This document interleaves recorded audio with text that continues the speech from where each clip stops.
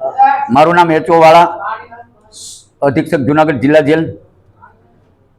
જિલ્લા મેજિસ્ટ્રેટ અને કલેક્ટર શ્રી જુનાગઢના અધ્યક્ષપણા હેઠળ તારીખ 4/7/2024 રોજ તથા 17/10/2024 રોજ યોજાયેલ જેલ સલાહકાર સમિતિ અત્રેની જેલ ખાતે મળેલ.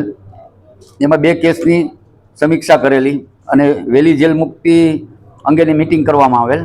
આજરોજ સરકારશ્રીના હુકમ તથા પોલીસ મહાનિર્દેશક શ્રી જેલ અને સુધારાત્મક વહીવટની કચેરીના ડૉક્ટર શ્રી KLN રાવ સાહેબના પ્રયત્નો થકી આજરોજ અત્રેની જેલના પાકા કેદી ઉપેન્દ્રસિંહ માનસિંહ રાજપૂત તથા ફકીર મોહમ્મદ આમદભાઈ સંધીનાઓને BNS કલમ 473 વહેલી જેલ મુક્તિ અન્વયે સરકારશ્રીએ ઉપરોક્ત 2 બંદીવાનોને બાકીની સજાનો ભાગ માફ કરતા આજરોજ આ બંને કેદીઓ જેલ મુક્ત થાય છે.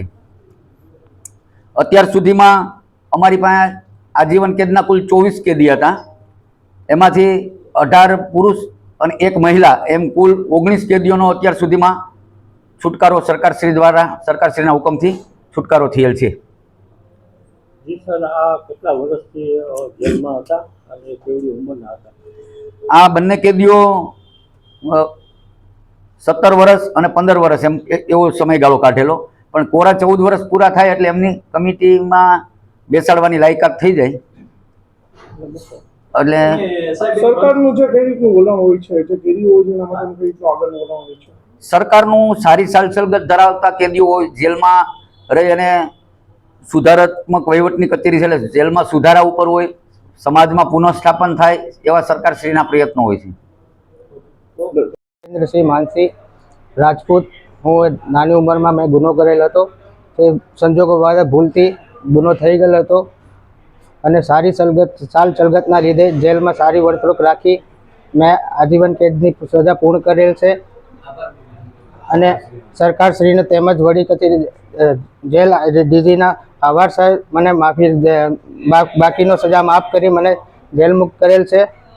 જેથી હવે હું સારી સાલગત 12મી રાખીશ અને એ બદલ હું ખાતરી આપું છું. આગળ જતા જે તમને આજે લોકોને શું સંદેશ આપો છો? લોકોને કે આ ભૂલ ચૂક દેવું, આ ગુનાહ કરવા નહીં, શાંતિથી ઘરે રહો, સમાજમાં રહો, આ કરાય નહીં. મને એ વાતનો અફસોસ છે.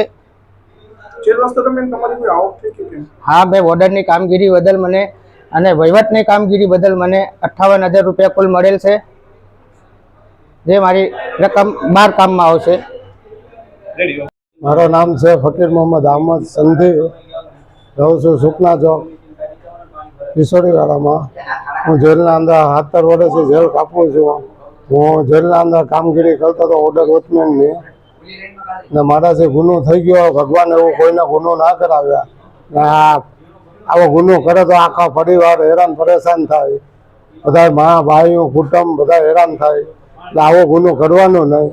ને હું જેલના અંદર વોચમેન તરીકે કામ કરતો હતો અને સરકારે મને કામગીરીને પસંદ કર્યો ને મને સરકારે હુકમ મુક્ત કર્યો. કેવું લાગે છે તમને મુક્ત કર્યા છે? મુક્ત કર્યો મને આમ આનંદ થયો ને સાહેબોને સિપાહીઓને બધાને મારી કામગીરી પસંદ આવી એટલે હું કામગીરી કરતો હતો. શું પ્રેરણા આપો છો લોકો? બધાને સારું અને ભગવાન કોઈને આ બાજુ મોકલે નહીં એ આપું છું.